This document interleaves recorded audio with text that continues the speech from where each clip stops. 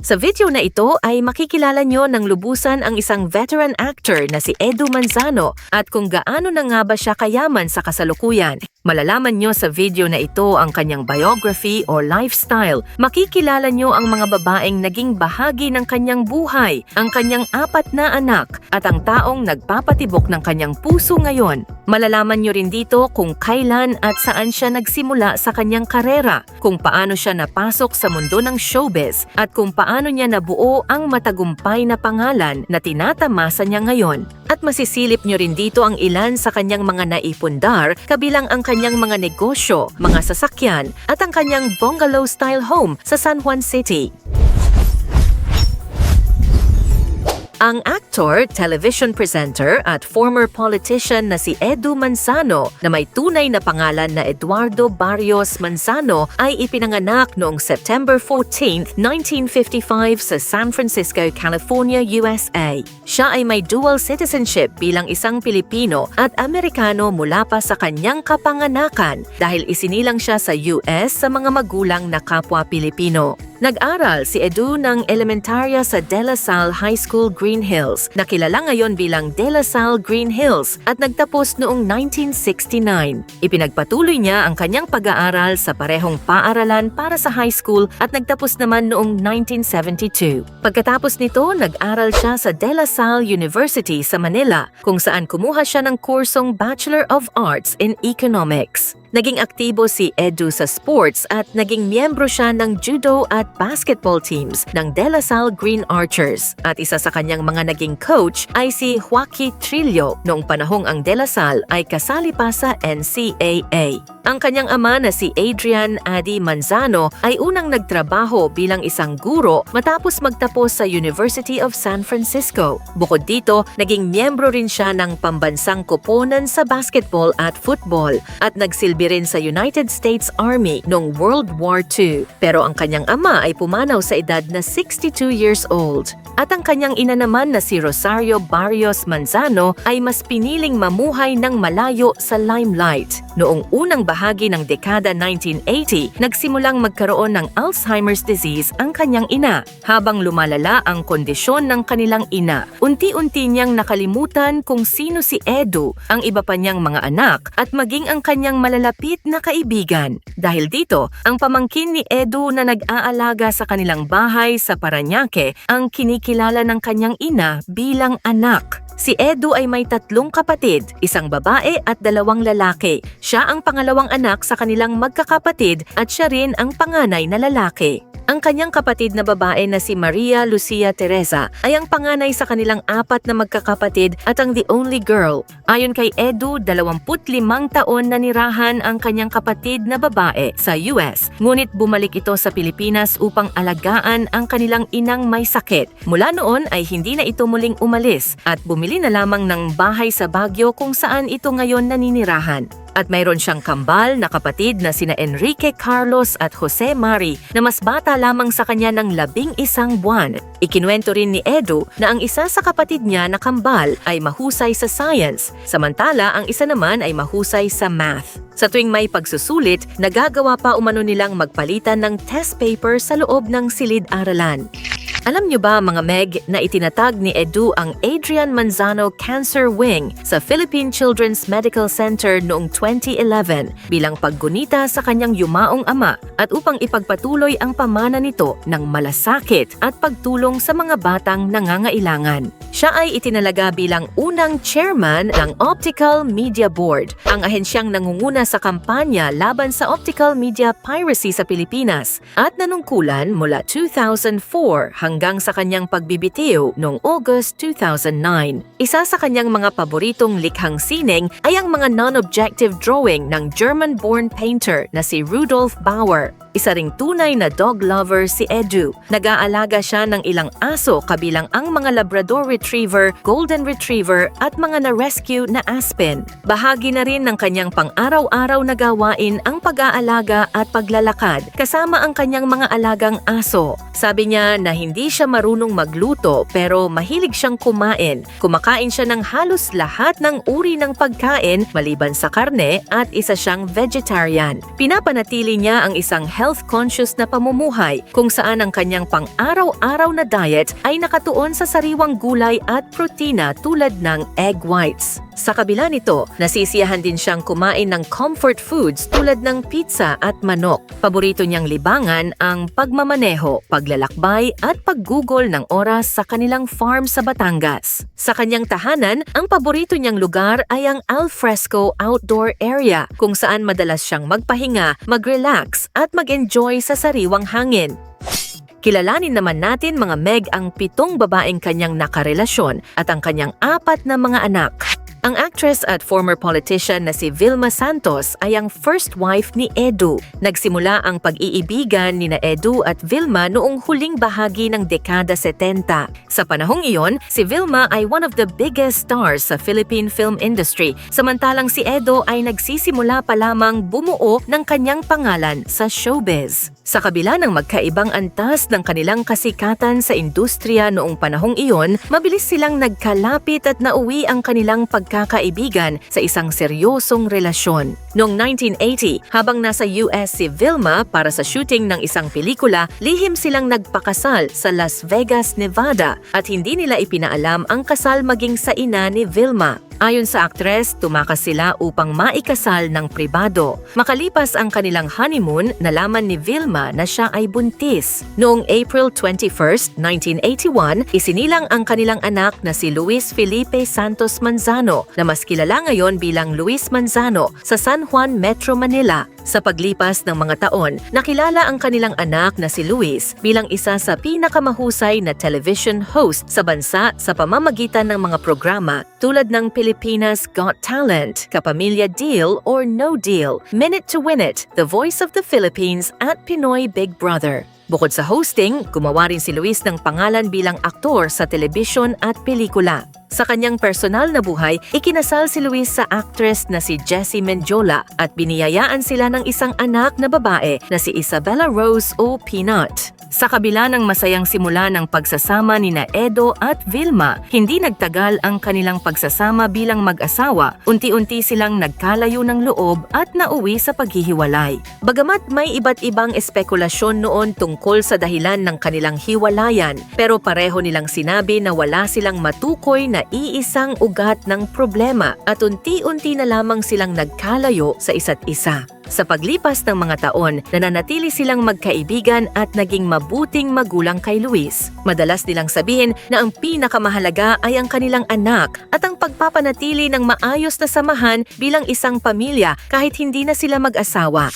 Muling nagpakasal si Edo sa actress na si Maricel Soriano, kung saan nagsimula ang pag-iibigan nina Edo at Maricel noong 1988 matapos silang magsama sa pelikulang Ang Babaeng Hampas Lupa. Habang ginagawa nila ang pelikula, napansin ng publiko ang kanilang pagiging malapit sa isa't isa, na kalaunan ay nauwi sa isang seryosong relasyon. Noong July 1989, lihim na ikinasal sina Edo at Maricel at sa panahong iyon, marami ang tumututol sa kanilang relasyon kaya mas pinili nilang maging pribado ang kanilang pag-iisang dibdib. Gayunman, hindi nagtagal ang kanilang pagsasama bilang mag-asawa. Noong 1991, tuluyan silang naghiwalay at kalaunan ay na-annul ang kanilang kasal. Sa kabila ng kanilang paghihiwalay, nanatili silang magkaibigan at nagkaroon ng maayos na samahan sa paglipas ng mga taon. Sa isang vlog ni Maricel Soriano noong 2023, ibinahagi nilang pareho na hindi nila siniraan ang isa't isa matapos ang kanilang hiwalayan. Ayon kay Maricel, ipinagmamalaki niya ang tunay nilang pagkakaibigan, habang sinabi naman ni Edo na naging maganda ang pundasyon ng kanilang samahan kaya nanatili ang respeto nila sa isa't isa. Bukod sa kanyang mga naging asawa, nagkaroon din siya ng mga kilalang karelasyon, kabilang ang former model na si Rina Samson. Bagamat hindi sila nauwi sa kasalan, naging matatag ang kanilang pagsasama sa loob ng ilang taon at biniyayaan sila ng 2 anak na sina Amanda Daniel o Adi at Lorenzo Eduardo o Enzo. Si Adi ay ang ikalawang anak ni Edo na nagtapos sa Ateneo de Manila University at kalaunan ay kumuha ng master's degree in graphic design sa Parsons School of Design sa New York. Sa kasalukuyan, naninirahan si Adi sa New York kung saan ipinagpatuloy niya ang kanyang karera at pribadong pamumuhay, o mas pinili niya na manatiling malayo sa mundo ng showbiz. Ang kanyang ikatlong anak na si Enzo ay nagtapos ng may karangalan sa De La Salle University. Pagkatapos nito, nag-aral siya sa University of California, Los Angeles para sa kanyang master's degree. Ngunit ayon kay Edo, tila hindi lubos na nagustuhan ni Enzo ang buhay sa UCLA, kaya lumipat ito sa New York kung saan ipinagpatuloy niya ang pag-aaral ng political science. Dagdag pa ni Edo, labis na nag-i-enjoy si Enzo sa kalayaang mayroon siya roon. Ngunit sina Edo at Rina ay hindi naging bukas sa publiko tungkol sa simula ng kanilang pag-iibigan at hindi rin nila isinapubliko ang mga detalye ng kanilang paghihiwalay. Sa kabila nito, nanatili silang maayos na magulang sa kanilang dalawang anak at patuloy na sinuportahan ang mga ito sa kanilang paglaki at mga pangarap sa buhay. Nagkaroon ng relasyon sina Edo at celebrity chef na si Reggie Asperas noong unang bahagi ng dekada 2000. Bagamat hindi nila isinapubliko ang maraming detalye tungkol sa kanilang pag-iibigan, nagkaroon sila ng isang anak na lalaki na si Diego Asperas na ipinanganak noong May 28, 2004. Nag-aral si Diego sa Ateneo de Manila University kung saan kumukuha siya ng kursong Bachelor of Science in Management. Bukod sa kanyang pag-aaral, nahubog din siya bilang isang mahusay na football player at kalaunan ay naging isang professional na atleta. Noong 2025, nagkaroon siya ng pagkakataong maglaro sa Spain para sa Barcelona City FC. Matapos ang kanyang stint sa Europa, bumalik siya sa Pilipinas upang ipagpatuloy ang kanyang professional na karera sa football. Sa mga panayam, inihayag ni Diego ang kanyang paghanga sa kanyang mga magulang at ibinahagi na parehong naging inspirasyon ang kanyang ina at ama sa kanyang buhay at karera. Sa kabila ng paghihiwalay ni Edo at Reggie, kapwa nila sinuportahan ang paglaki at pangarap ng kanilang anak at nanatiling pribado ang karamihan sa mga detalye ng pag-iibigan nila. Hindi nila isiniwalat kung paano sila nagkakilala, kung kailan nagsimula ang kanilang relasyon o kung ano ang naging dahilan ng kanilang paghihiwalay. Bagamat pinili nila na panatilihing pribado ang kanilang personal na buhay, malinaw na nanatili ang kanilang pagkakaisa bilang mga magulang sa paggabay at pagsuporta sa kanilang anak na si Diego.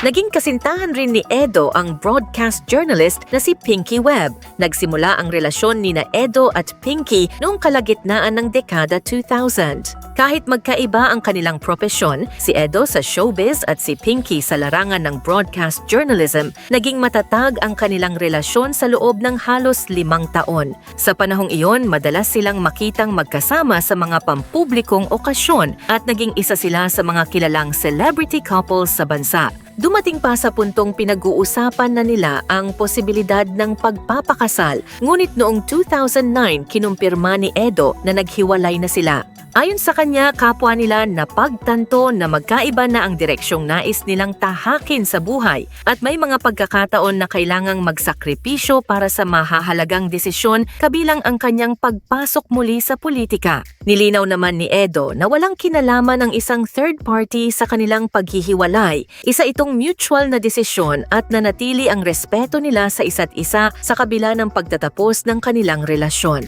Ang actress na si Cherry Pie Picachi ay naging kasintahan rin ni Edo.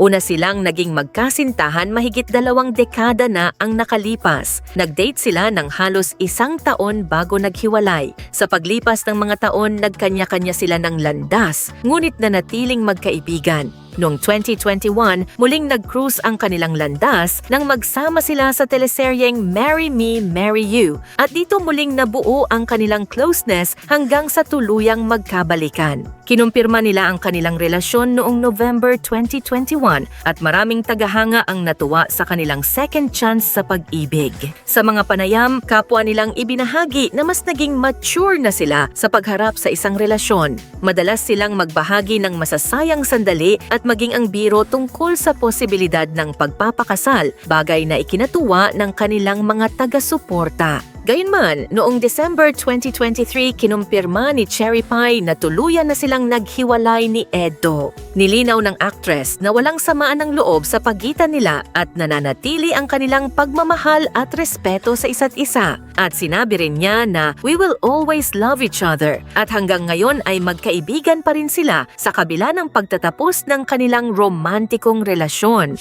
At noong 2026, kinumpirma ni Edo ang kanyang relasyon kay Ann Quisia. Matapos ang ilang taong pagiging single, muling natagpuan ni Edu ang pag-ibig kay Ann Crisia na isang founder at chief executive officer ng Traction Tech na isang blockchain firm. Bagamat matagal nang magkakilala ang dalawa, muling tumibay ang kanilang samahan nang magkita silang muli sa isang pagtitipon ng magkakaibigan noong August 2025. Mula roon ay unti-unting umusbong ang kanilang pagmamahalan. Noong March 2026, isinapubliko nila ang kanilang relasyon nang kasama silang dumalo sa kasal ng isang kaibigan. Doon nila opisyal na kinumpirma ang mga naunang usap-usapan tungkol sa kanilang pag-iibigan. Bago pa man nila kumpirmahin ang kanilang relasyon, napansin na silang magkasama sa ilang pampublikong okasyon. Sa isang video na kumalat sa social media, ipinakilala pa ni Edo si Ann bilang kanyang life partner na lalo pang nagpatibay sa mga espekulasyon tungkol sa kanilang relasyon.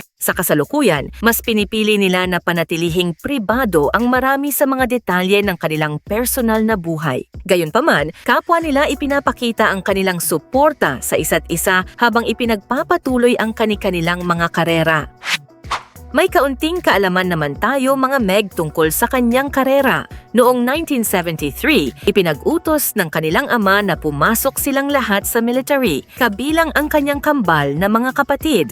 Anya, tutol ang kanyang ama sa paglaganap ng komunismo sa Timog Silangang Asya at nais nitong magkaroon siya ng kakaibang landas sa buhay. Noong 1977, umuwi si Edo sa Pilipinas matapos ang 4 na taong paglilingkod sa US Air Force kung saan sumali siya sa militar noong siya ay 17 years old. Pagbalik niya sa Manila noong 1977, nag-apply si Edo bilang production assistant o PA ng kilalang balladeer na si Basil Valdez. Sa loob ng 2 taon, siya ang tumulong sa pang-araw-araw na pangangailangan ng mang-aawit. Sabi niya na si Basil Valdez ang pinakamaporma sa lahat ng mga awit na nakilala niya. Lahat ng suit nito ay tailor-made at kadalasang binibili pa sa ibang bansa. Ayaw umano ni Basil na may gusot ang kasuotan kaya tinitiyak ni Edo na palaging maayos at walang lukot ang mga damit ng singer. Ikinuwento rin ni Edo na ang kanyang karanasan sa US Air Force ang humubog sa kanya upang maging malinis at maayos sa pananamit kasi napakahigpit ng militar pagdating sa wastong pagsusuot ng uniforme.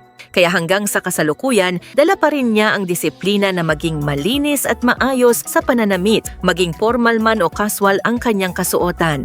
Bukod sa pagiging production assistant, nagtrabaho rin siya bilang scriptwriter para sa programang After 6 ni Ariel Ureta sa RPN9 sa Broadcast City. Ayon kay Edo, kumikita siya ng 50 pesos sa bawat skit na kanyang isinusulat at inaasahan siyang gumawa ng 2 script bawat araw, kaya umaabot sa 100 pesos ang kanyang arawang kita. Noong panahong iyon, nakatira siya sa United Parañaque Subdivision 1 malapit sa Food Terminal Incorporated o FTI, habang ang kanyang trabaho ay nasa Quezon City. Dahil malapit lamang ang kanilang bahay sa terminal ng Manila Transit, madalas niyang ipinagpapatuloy ang kanyang tulog sa loob ng bus habang pauwi matapos ang mahabang araw ng trabaho. Nagkaroon din siya ng kakaibang trabaho bilang head measurer ng cargo sa Association of International Shipping Lines. Tungkulin niyang pumunta sa pantalan upang sukatin ang mga kargamento, kwentahin ang kanilang sukat o volume at tukuyin ang tamang bayarin ng mga nagpapadala ng kargamento. Hindi niya inaasahan ang kanyang unang pagkakataong umarte. Habang abala siya sa pagsusulat ng mga script, isang araw ay hindi dumating ang pangunahing artista para sa isang eksena. Dahil siya ang may akda ng script at kabisado niya ito, may sumigaw ng si Edu ang nakakaalam ng script. Dahil dito, siya ang piniling gumanap sa papel, isang pagkakataong naging simula ng kanyang karera bilang aktor. Sa panahong yon, 25 taong gulang pa lamang siya nang magsimula siyang umarte. Noong late 1970s, pumasok siya sa mundo ng pelikula at telebisyon at nagsimulang makilala bilang actor. Noong 1980s, lumabas siya sa maraming pelikula at teleserye kung saan naging isa siya sa mga kilalang leading men ng kanyang henerasyon. At ang isa sa kanyang pinakasikat na pelikula ay ang Captain Barbell noong 1986. Noong 1990s ay nahalal siya bilang presidente ng Katipunan ng mga Artista ng Pelikulang Pilipino. Ang samahan karera ng mga artista sa pelikula. Noong 1998 ay pumasok siya sa politika at nahalal bilang Vice Mayor ng Makati City at noong 2001 ay tumakbo siya bilang Mayor ng Makati ngunit natalo sa halalan. Noong 2000s ay naging isa siya sa pinakasikat na television host sa Pilipinas at pinangunahan niya ang mga programang The Weakest Link, Pilipinas Game Ka Na Ba, Umagang Kay Ganda at 1 vs 100. Noong 2010, tumakbo siya bilang Vice President ng Pilipinas ngunit hindi nanalo. Pagkatapos ng halalan, bumalik siya sa telebisyon bilang host ng Asar Talo, Lahat Panalo. Noong 2011 hanggang 2012 ay naging host siya ng Family Feud, The Showdown Edition. Pagkatapos ay lumipat sa TV5 at naging host ng Game and Go at Good Morning Club.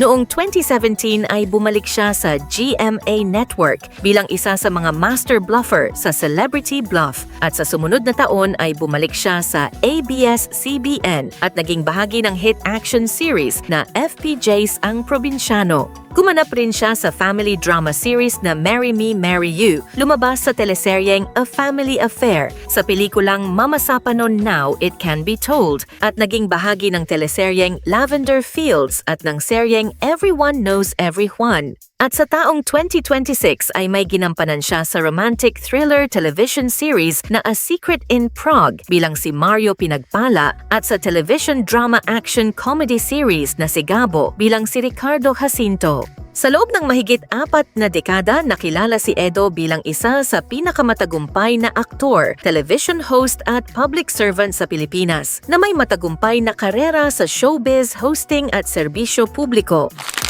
Silipin naman natin ang ilang bahagi ng kanyang naipundar na bungalow-style home na nasa 1.1 hectare sa San Juan City, Metro Manila at pagmamay-ari niya ang naturang ari-arian mula pa noong 2009. Ang bahay ay napapalibutan ng mataas na konkretong puting pader para sa privacy at seguridad. May malaking sliding gate na yari sa kahoy at itim na bakal at may maayos na landscaping. Pagpasok sa gate ay sasalubong ang isang maluwag na concrete driveway, luntiang landscaped garden, covered carport na may warm lighting at matataas na halamang bakod o hedge na nagsisilbing natural na privacy screen. Ang entrance ng bahay ay tampok ang malapad na hagdang konkreto, malaking pintuang kahoy, malalaking bintanang salamin at mga ornamental plants sa magkabilang gilid. Pinatingkad pa ito ng isang malaking inukit na dekorasyong kahoy, simpleng kahoy na bangko, nakatagong warm lighting at may nakasabit na malaking paso na nagbibigay ng kakaibang karakter sa espasyo.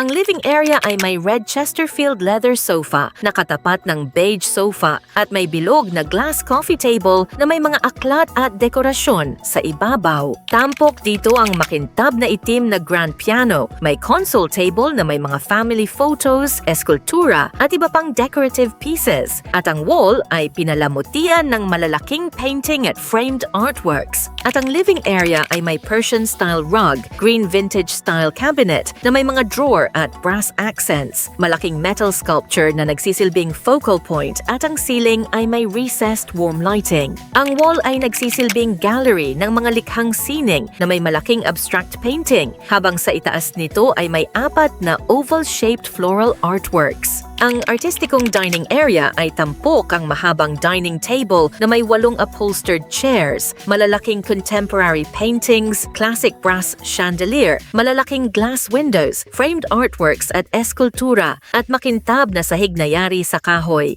Ang kitchen ay may white high-gloss kitchen cabinets, built-in oven at microwave, stainless steel countertop na may double sink, malaking side-by-side refrigerator, sa itaas ng bintana ay may wall clock, at sa ceiling ay may recessed warm lighting. Ang powder room ay tampok ang marble countertop na may white vessel sink at malaking salamin, modernong wall-mounted light fixture, at ang wall ay pinalamutian ng iba't ibang framed artworks at malalaking painting. Ang covered outdoor patio ay may komportableng outdoor sofa set na nakapalibot sa bilog na coffee table, napapalibutan ng mga ornamental plants, may recessed lighting at ceiling fan, at pinalamutian ng malalaking hanging planters na nakasabit sa mga kadena sa magkabilang gilid ng patio. Ang outdoor area ay tampok ang swimming pool na may tiled deck at stainless steel ladder, outdoor grilling area, 2 lounge chairs, vertical garden, ornamental plants at may isang nakasabit na wind chime.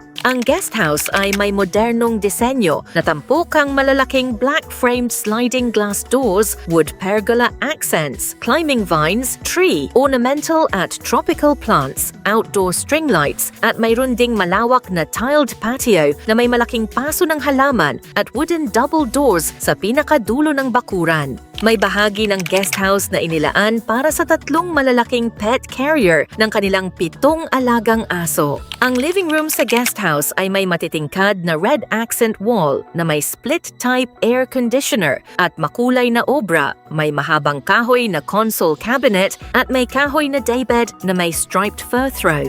May 2 blue and white patterned floor cushions, isang blue circle poof, isang black leather poof, mayroong light-colored area rug na may geometric design at may 2 malalaking ceramic decorative vases. Mayroon ding 2 kahoy na upuan na may woven cane backrest at seat, wall-mounted flat-screen television, floating shelf at malaking framed family portrait. Ang guest house ay may modern at functional home office na may wood-finished flooring at wood-paneled accent wall. Tampok din dito ang split-type air conditioner, floating wooden shelves, malaking flat-screen television, white filing cabinet, beige sofa, white marble nesting coffee table at framed artworks. Ang private art gallery ay may wood-paneled accent wall, malalaking cream-colored floor tiles, malaking classic painting na napapalibutan ng mas maliliit na artworks, antique wood console cabinet na may mga family photos at dekorasyon, at isang malaking wood sliding barn door.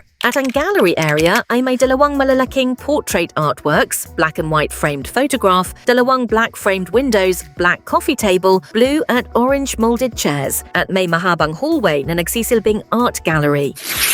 Isa sa mga matagumpay na negosyo ni Edu Manzano ay ang kanyang pamumuhunan sa industriya ng pagkain. Nakipagsosyo siya sa Gico Brothers na mas kilala bilang mga miyembro ng bandang Ben and Ben upang itayo ang ika-41 branch ng JT's Manukan Grill, ang sikat na restaurant chain na pagmamay-ari ng veteranong aktor na si Joel Torre. Matatagpuan ang naturang branch sa Kalayaan Avenue sa Quezon City at nagsagawa ito ng soft opening noong August 2020 bilang panibagong destinasyon para sa mga mahilig sa tunay na Bacolod-style chicken inasal. Isa rin si Edu sa mga co-owner ng Lucky Rainbow Seafood Restaurant sa Makati City, kasama ang kanyang mga Chinese business partners. At kapansin-pansin na ang pangalan ng restaurant ay kapareho rin ng pangalan ng kanyang anak na si Lucky. Sa iba't ibang panayam, ibinahagi ni Edu na isa sa kanyang mga pangunahing paraan ng pagpapalago ng yaman ay ang pamumuhunan sa real estate at mas pinipili niyang mag-invest sa mga property na may pangmatagalang halaga kaysa sa mga high-risk na negosyo.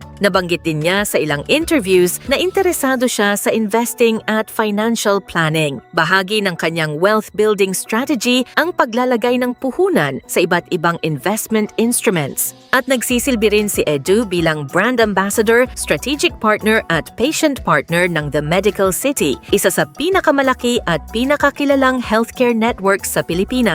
Opisyal siyang ipinakilala ng The Medical City sa mga naturang tungkulin noong October 2025 bilang bahagi ng kanilang layunin na isulong ang mas mataas na kamalayan sa kalusugan at dekalidad na pangangalagang medikal.